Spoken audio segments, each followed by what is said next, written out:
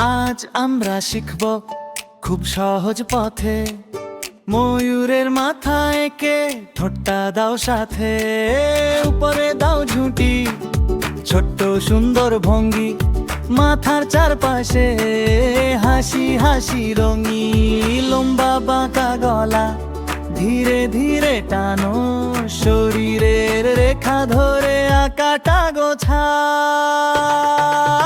ময়ূর আঁকি সহজে, ময়ূর আঁকি সহজে, চলো সবাই মিলে ময়ূর আঁকি সহজে। ডানা দাও সুন্দর, পা দুটো সোজা, লেজটা হবে সবার সবচেয়ে মনোজা।